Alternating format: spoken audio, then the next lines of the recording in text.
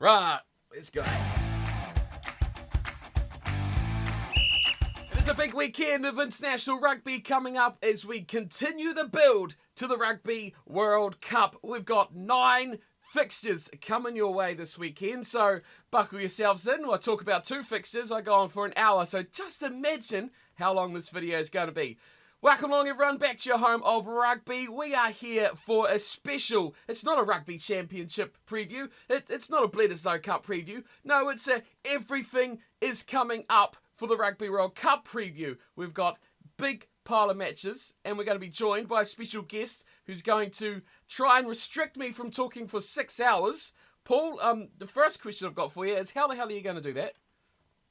I've got no idea, but it's a bit of a fire hose of rugby, isn't it? Basically, in your face, it's all coming at you. And the other question, the flip question to that is, does any of it really matter? I mean, there's warm-up games, right? Who cares? It's super important. It's extremely important.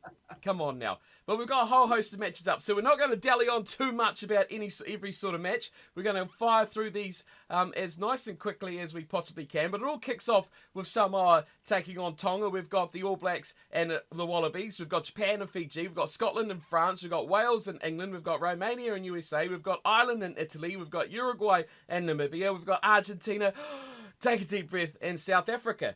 So buckle in. Let's start off. Samoa v Tonga.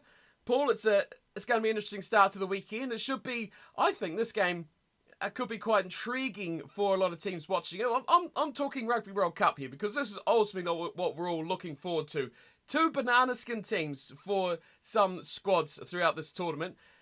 And their form hasn't been great. I think the Tongans have probably been a little bit disappointing, but obviously narrow loss last week to Japan.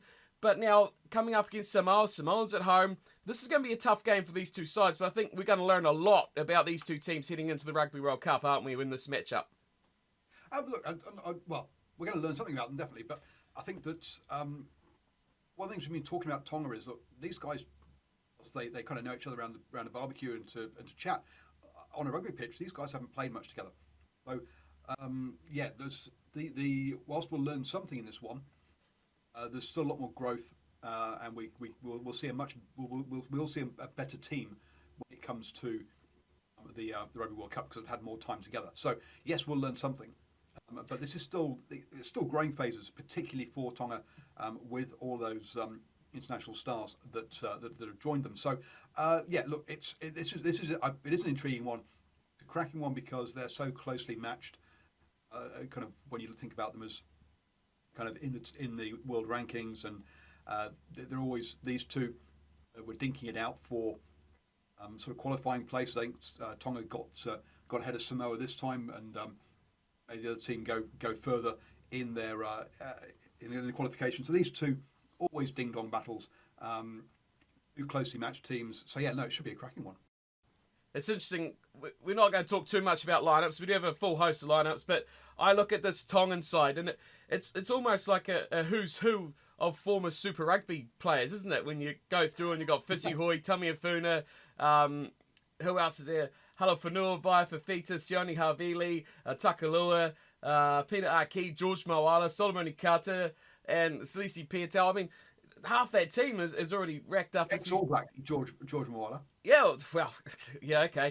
I was trying to erase that from my memory a little bit, that he got to that instance. But regardless, yes, I mean it's a quality side on paper, but their continuity when those guys play together will be the interesting fact for it. I'm looking forward to it. I think it could be fireworks. It could be exciting. We could see 2 teams wanting to play a bit of rugby and get out there and play that sort of style that we hope to see from them that could cause, hopefully, some upsets come Rugby World Cup time. I'm thinking of Samoa at home, and their form has, I think, been a little bit on the upside. I'll pick them to win this one. I want to go over a try, so I'll go by 8 points. You got a pick for this? We've got to put our necks on the line here. Give the punters a good way to lose their money. I'm with you again on Samoa, but I think it's going to be close to that. I'm going by 3 points. Look, Tonga's had one more warm-up game than Samoa with the Australia A game in there as well. So they've had a bit more time to sort of get their systems working. But yeah, I do think Samoa's the slightly better side here. Right, swiftly moving on. 1 game down, 8 to go. It's a big one. I guess we could probably talk about this one for an extra 30 seconds or so. But the All Blacks versus the Wallabies should have been Bledisloe 2. I guess it still is Bledisloe 2, but no one really cares because the Bledisloe Cup didn't leave the cabinet. Someone might have dusted it, possibly, but that's the biggest thing we can hope for.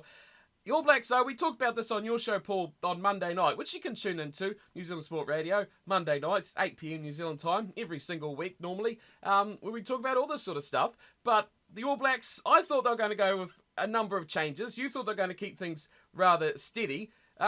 They've kind of beaten us both to it, and they've just gone, there's your starting 15. Have a rest, lads. We're going to bring everyone in. Anyone and everyone, even Sean Stevenson. Does that surprise you they've gone so wholesale? Yeah, well, I mean, what is it?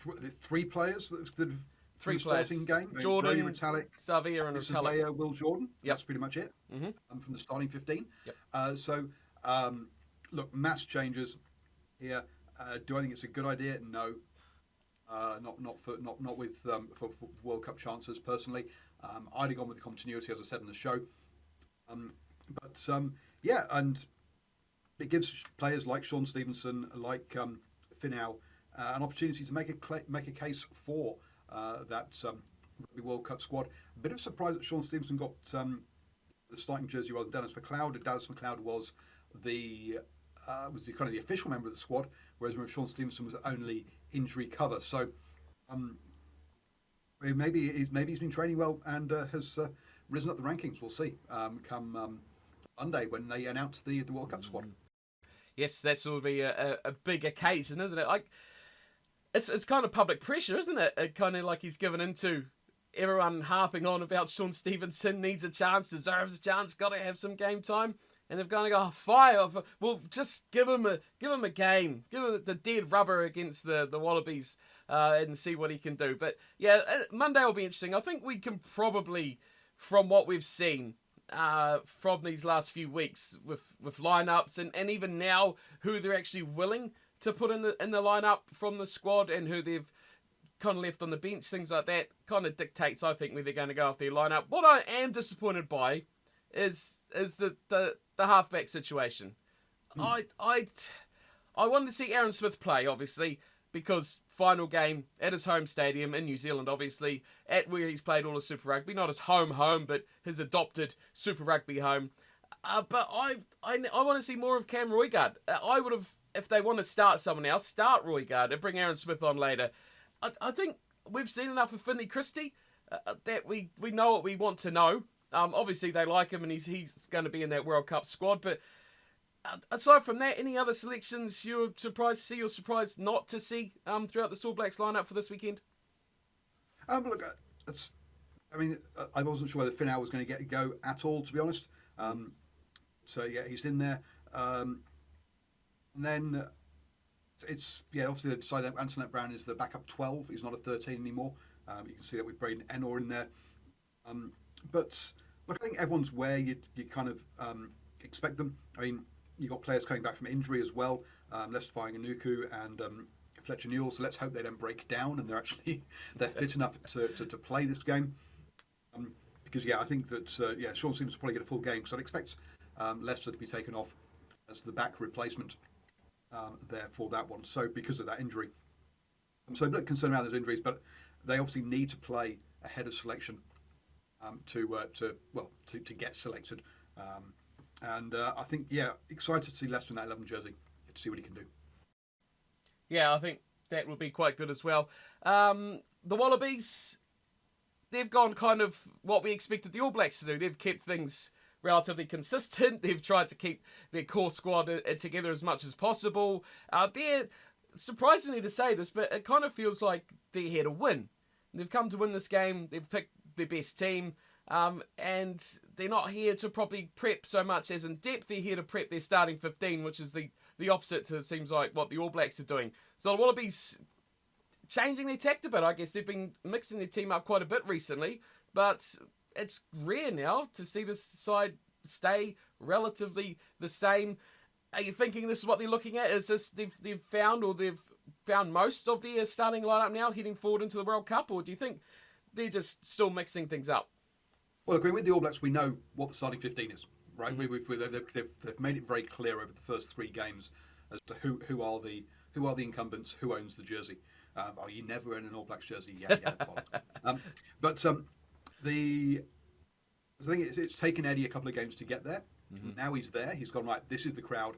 I'm going to stick with them. I need to get these combinations working. Yes. We need to get some attacking rugby working. Now, real problem for him at tight head, having lost a couple of guys at the weekend. It's a real shame there. But good to see Angus Bell back on his preferred side in this game. So looking forward to seeing him play. But yeah, that's the real problem, isn't it? Interesting to see what Zane can do off the bench at this level, because there's going to be some.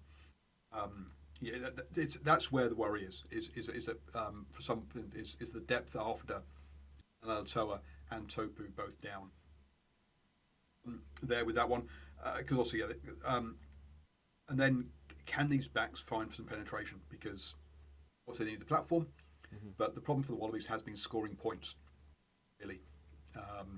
And I think that when we think that a lot of their points have come from interceptions or Nick White doing something special, freaky. Interesting to see Tate McDermott as captain. Now, does that mean Nick White, mate? That's it. You haven't got a chance, mate, because McDermott's going to be the man. That kind of makes him droppable, right? And Tate McDermott's the guy. There's his number 9 jersey through the Rugby World Cup now. Yeah. Well, captain, he's the chosen one, isn't he? Just about almost.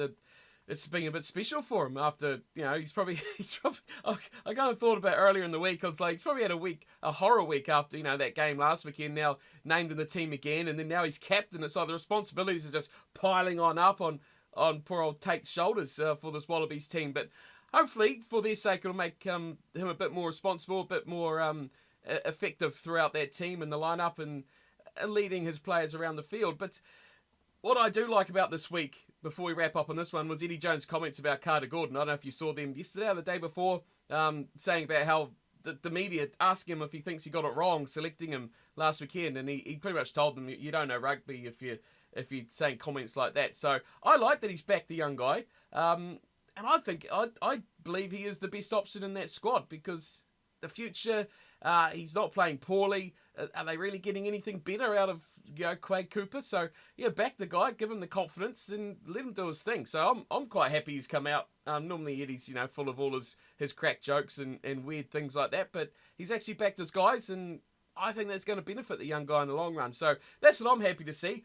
Any final thoughts and predictions for this one? The All Blacks obviously back at home. It's Forsyth Bar as well down in Dunedin this matchup. Look, the All Blacks going as heavy favourites. Let's be blunt. The Aussies haven't won a game yet under Eddie. This is at home. They'll be looking. There's a lot of players there, all trying to make sure they're on the name sheet. If they've got an airplane ticket come Monday morning. So you've got to back the All Blacks, but expect it to be a bit of a slower start, because new combinations. I think it'll be a bit disjointed for the first sort of 20 odd minutes. So this one I think will be probably fairly close until maybe the last 20 because of that, because it will take the All Blacks a while to get their mojo going. Right, I agree with you there. I think the All Blacks are going to win this one. I'd say a margin of about 15 points would be it for me. I think, late finish. Something like that, but expect it to be within a score come. I wouldn't be surprised to see it within a score come 60 minutes. Yeah, an hour mark. A couple of late tries. Yep. A lot of players trying to prove their worth. So it's going to be interesting to see how they do perform. But we'll move on from that one. We've still got a lot of games to go. Japan versus Fiji. I'm intrigued as your thoughts on this one, because we've kind of put the dampers on Japan a little bit in the build up to this World Cup so far with their performances. The Fijians emphatic throughout this Pacific Nations series is what they're actually calling. I don't know if you caught that, but the media did ask one of the coaches what this is actually. Is it the Pacific Nations Cup? What is this concoction of matches? And he said, no, it's not the Cup, it's the Pacific Nations series. There's no points awarded for wins or points or anything or a table. It's just a series of matches between teams. That's all it really is. So I found that interesting, and I'm running with that one. But Fiji have been impressive. Japan, they've hung on throughout their games, which gives a sort of tenacity about the side that they do know how to pick up wins from tight positions. But how do you see this one going? Fiji on the road, Japan still at home, which obviously we're going to see another packed house of Japanese rugby, which is always nice to see. It is. It's exciting about Fiji, isn't it? Look, have we got with the Andrua having 2 seasons? Have we? Is this the best run up Fiji's had to Rugby World Cup in this century? So are they a real threat to Australia and Wales? And they're starting to look like it, which is great to see. I think they probably need the win more than Japan. Coming into this, I think they'll be more of a confident team or confidence side. And let's be honest, the games they've had so far have been against teams that aren't great set piece. And at the end of the day, talking to McBride in some of the post-match interviews, which I got to do, it was interesting hearing his take on the Fijian players as far as set piece goes and mauling, etc. And how it's just not part of their DNA. They haven't been doing it since the age of 15, so it takes much longer to get them to get the sort of get those innate skills there. So against the Japan side, that I expect to have a better set piece. It's going to be interesting to see how they go because they're going to need that against Wales in particular. Because I can see Wales and Australia, well actually, and also and Georgia. Georgia's going to go right. We're playing 10-man rugby against Fiji. Let's see if they can cope with this. Fiji are going to go. We're throwing this as wide as possible. Let's see if these Georgian forwards can last more than 10 minutes. I think it's an important game for Fiji around their set piece. The result, I'm not so, but I think they need to come away with a decent set piece from this. For Japan, look, they're building slowly and nicely. Right at the end of the day, they're probably better off coming into this Rugby World Cup a little bit under the radar. Because look, I mean, against they've already because they've lost to Samoa, who they're going to play actually at the Rugby World Cup. You've got Argentina and England. So then, look, building blocks, they're heading in the right direction. I expect Fiji to win this one, but I think actually it's more about systems and things than a result necessarily for both these teams. Yeah, you're pretty much on the money. They've both won a couple of matches in the build up to this as well. So it's not like they're coming into it off a lot of losses. Fiji have looked pretty impressive, scoring a lot of points at will, which is going to be dangerous for anyone that comes up against them in the future because it shows that they know how to attack, they know how to score tries. We know that about Fijian rugby, but they're doing it on a consistent basis against decent enough sides as well. So we'll see how they do fare going forward. But yeah, I agree with you. I think Fiji will take this one. I'd quite like to see Fiji take this one, just because I think they are a real threat for a lot of teams, just with their unpredictability. I know we say it's the old cliche of things, but I think they're more dangerous now than they've ever been before. Like I said, with the build-up and the Super Rugby effect as well, but they can just go when they want to go. Superstar players throughout that lineup as well. Japan are going to have to play their best rugby this weekend if they're going to be any chance for this one. I've got Fiji.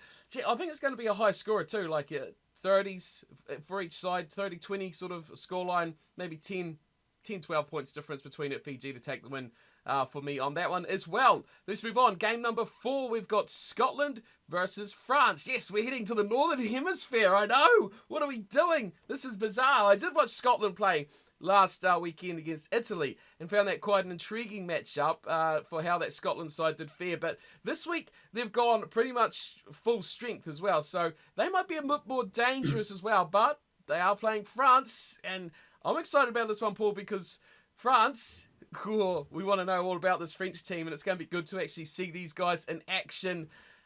You got to say that even just on paper, France are going to look like a top team against anyone, aren't they? Well, yes, except you look at that back line. Are there any first-choice players in that back line?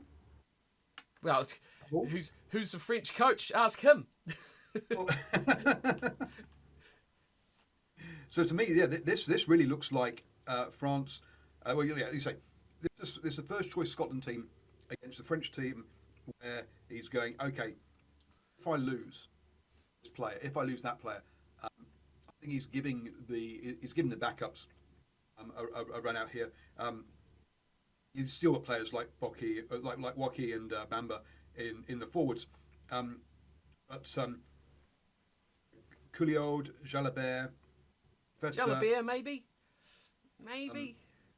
Not first choice. You're Untermack at 10, right? He'll be in the 23. Look at these. Look, I mean, these aren't bad players, right? You don't get any bad players in front, but it's not there.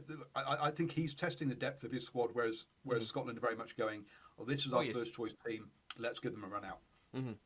So, look, you're going to back France, who have dropped to third in the world rankings behind New Zealand, with that win over with the fantastic start to the season the All Blacks have had so far.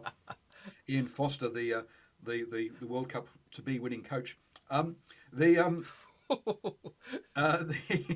Who wants that razor bloke, eh?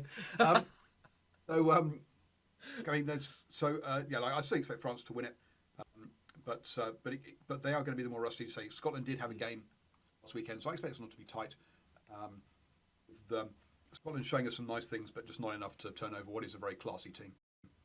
Yeah, I'm kind of excited in this one for both sides, really, to be fair. See how the changes to the Scotland side will affect how they play. But I just want to see France play. It's been too long. We haven't seen them enough. Top team in the world.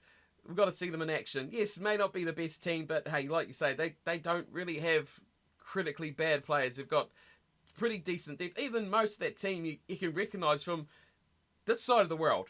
You know, most of those guys you know about. Jalabert, Demortier, Doolan at fullback, Moefana. A lot of those guys are known names if you follow even a slither of rugby domestically through France and through all the European nations of the Premiership and that as well. So it's still a good side. They are dropping like arguably the world's best winger, the world's best number 9, the world's best. I mean, there are a number of players that would be in a World 15 that are not playing. So don't expect. I'm not expecting France to run away with this in a way that they could do if they were putting out the first choice team.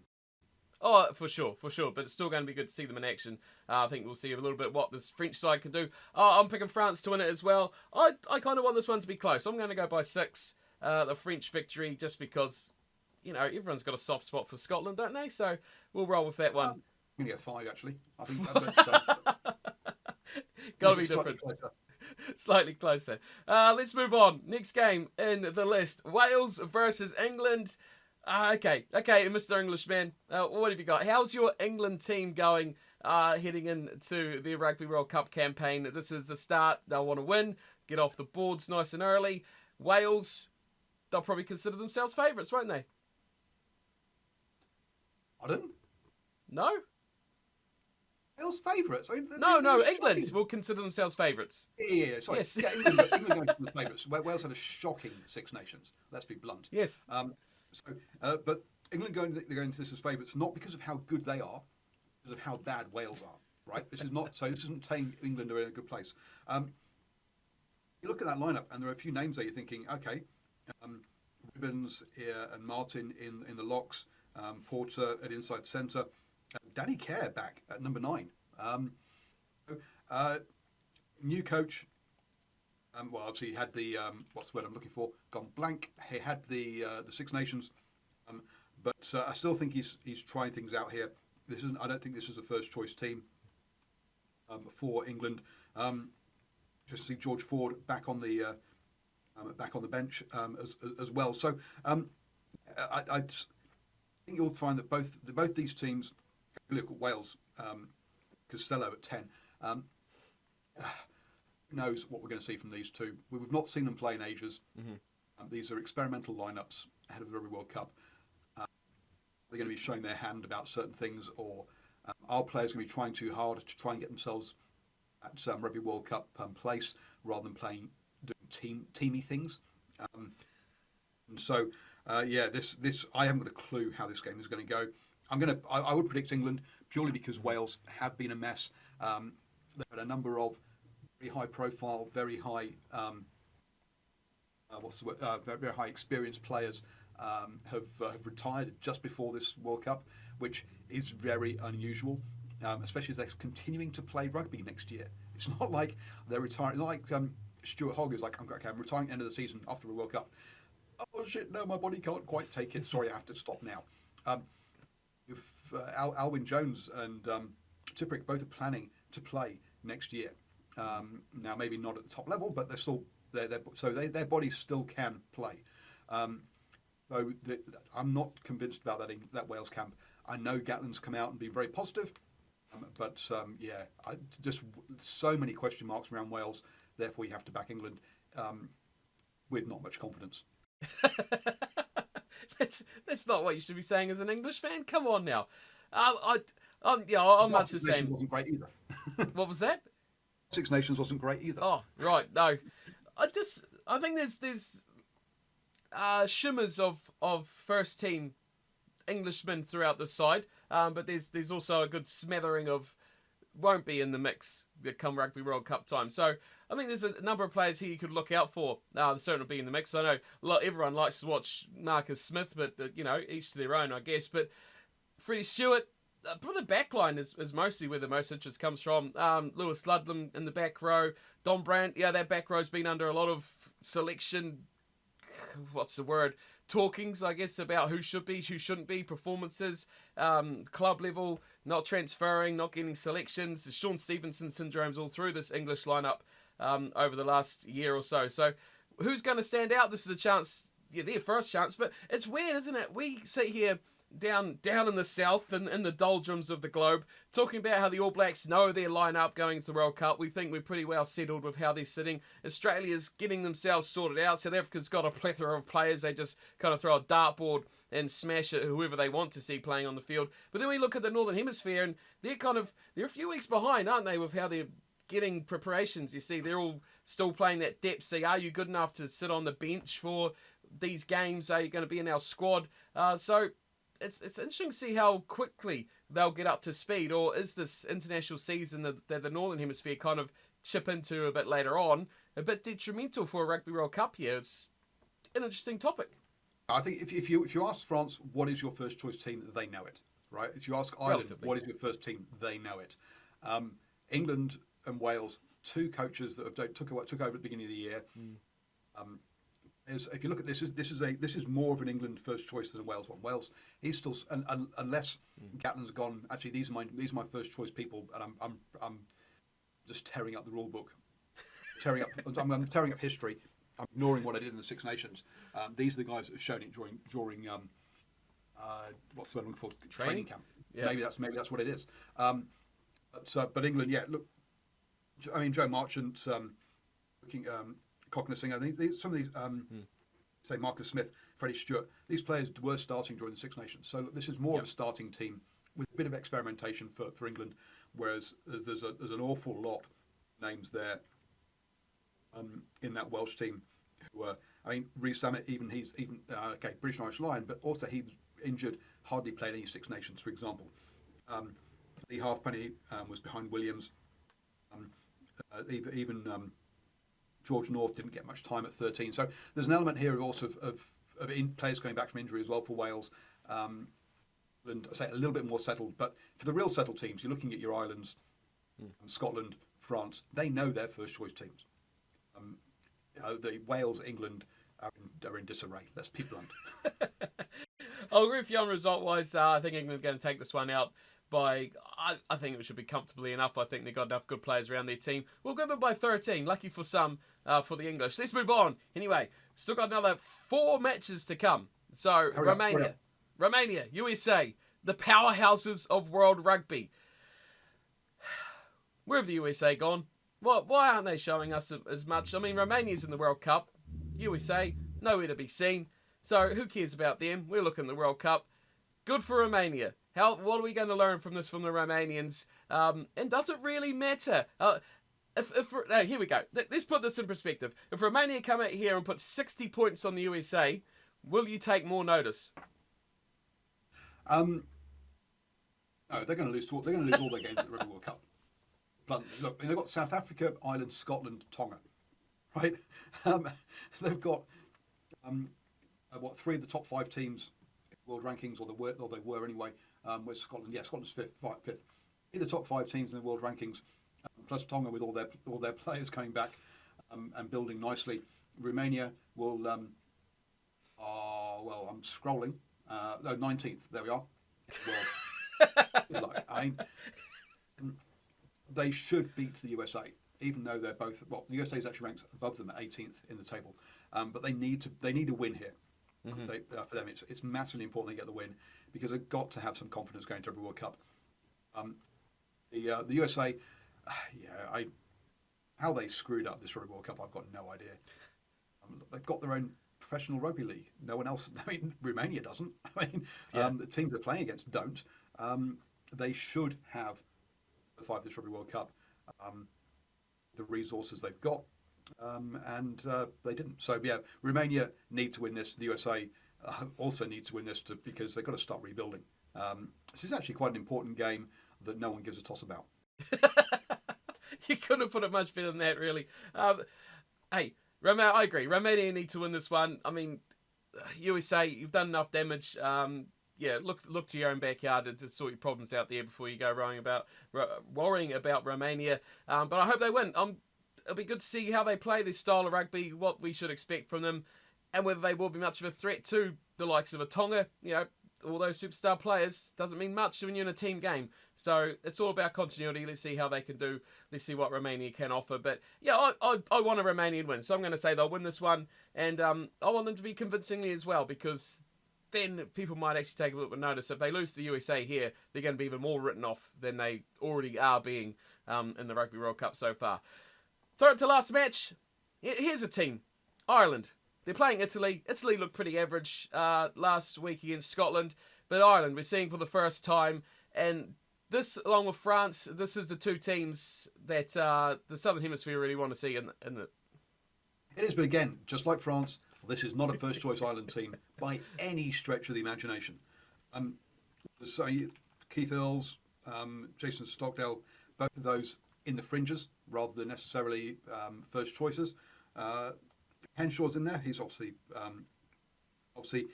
Crowley having to play in 10 because Sexton's not allowed to play until the Rugby World Cup. And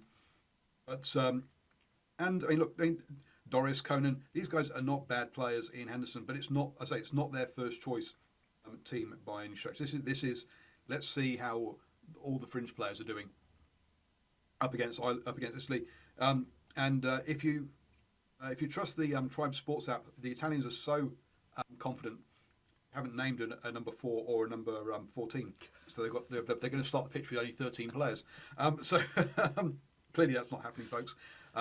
But my squad list doesn't even have all the players on it, unfortunately.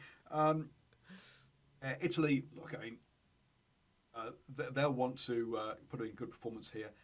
They're going to lose the game, unfortunately, because it is Ireland who are the best team in the world. Right now, admittedly, it's not Ireland's first choice team, but you don't get to be best team in the world by having a bad squad and only having 15 good players. So, look, there are quality players there in that team, some of whom are British Irish Lions. So, yeah, there's so you're going to back Ireland to win this one, and Italy just to show that they're actually getting the systems working, because they showed some good rugby during the Six Nations, even if they did lose every game. Yeah, 4 and 5, you reckon? They have picked a 4 and 5. Dino Lamb and Federico Ruza in the second row. I've got no 4 and I've got no 14. No, 14. That's Paolo Odogwu. So there you go. There's a good name for you. They've picked an interesting team, actually. Tommaso Allen's moved to fullback, which interests me. Gabisi is at 10. So they've made a bit of a mix-up, change around in there. Montagnani, I think he's one to watch for the Italians. I think he's quite a dangerous looking player when he did play, from what I've seen of him. But yeah, I don't think Italy's really pulling out all their stops either. So, like I said, all these Northern Hemisphere teams are building. I think they're 2 weeks behind from what we're seeing from the Southern Hemisphere. So they've got a lot of building up to do. But yeah, Ireland, you're picking Ireland to win this one convincingly. Do you think they're going to thump the Italians? Well, hopefully not thump them, but I think agree. A couple of scores, like 15 so points. Yep. Yeah, I think the Italians hopefully will give them a bit of a run, but I could see Ireland running away with this one quite easily in the end by 15 points. That's a good total we're going with. Uruguay, Namibia. We've got lots. What's that? Uruguay will thump Namibia. We'll thump them. Okay, why? Because Namibia are the worst team at the Rugby World Cup. We're not at the Rugby World Cup yet. Come on, we're still building. Most of them are amateur players, so they won't have had that much time together. Where are they in the world rankings? Find them. Uruguay do look a bit more established, don't they? I think their last few years of Uruguayan rugby, they've very last 4 or more Namibia years. 21 in the world, whereas Uruguay are 17. Look, Uruguay have been really impressive. Yeah, This cycle, they got themselves that America's number one qualification spot, beating to get ahead of sort of USA and Canada. Look, Uruguay are quietly going about things in a very good fashion. Very good scrum, obviously played again, had the that tour where the Maori All Blacks went over as well and played them, I think, from memory. So look, Uruguay are building up to be a decent team, a good tier 2 team. Now, are they going to win the Rugby World Cup? No, of course not. They're not even going to make the knockout stages. But against Namibia, who they've actually got in their own pool, they're much better than them. Uruguay's big game is against Italy, and so it's a question of can they build up enough to take on Italy. I'm not sure. I don't think Namibia is going to give them much of a game, to be honest.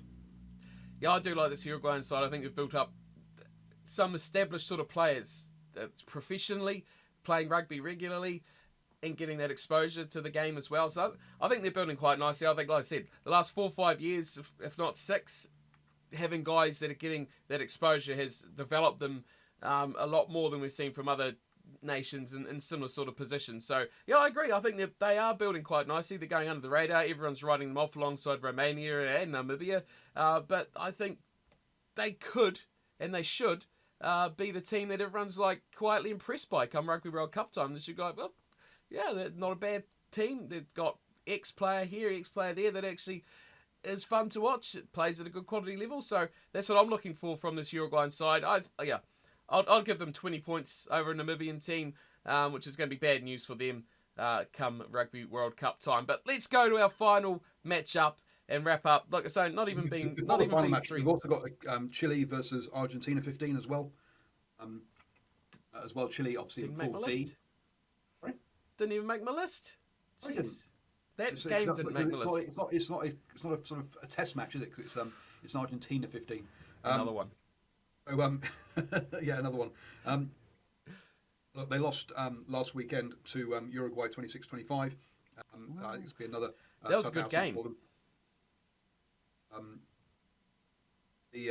Whereas the Argentina 15 beat Namibia 27-34. So I think it'll be a tough outing for Chile, but it'll be a good workout for them ahead of the Rugby World Cup.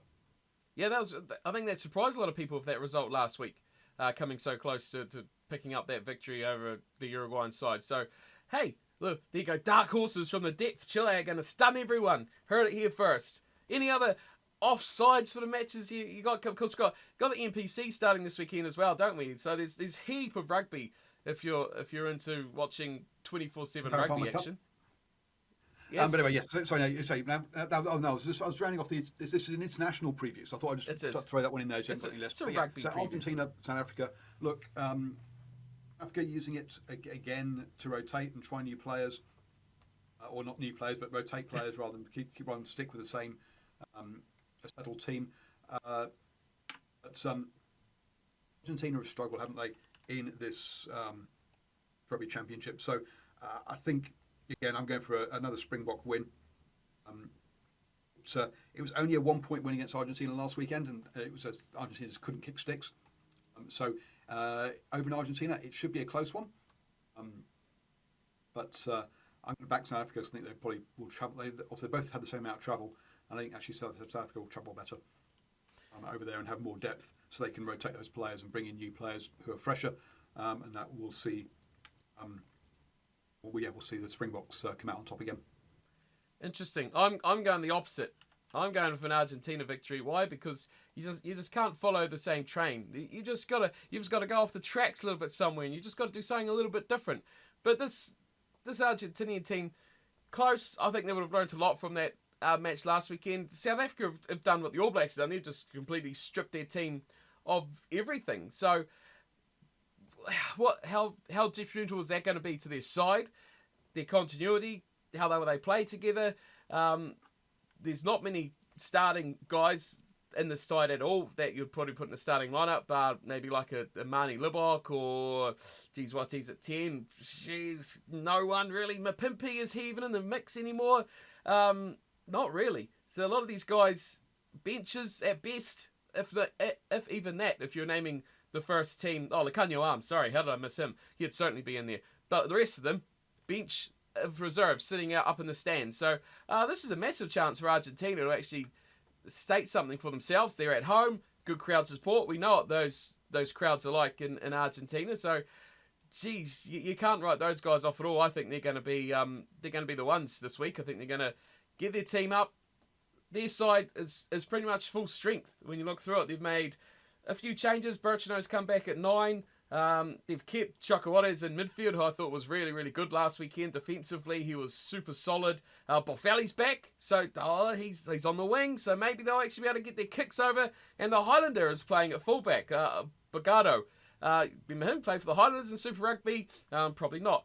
But their pack looks solid. I think Argentina, for me, are going to win this one, and they're going to win it by 4 points. There you go. Upset of the weekend. Save it till the end. What's your pick? How big are you going?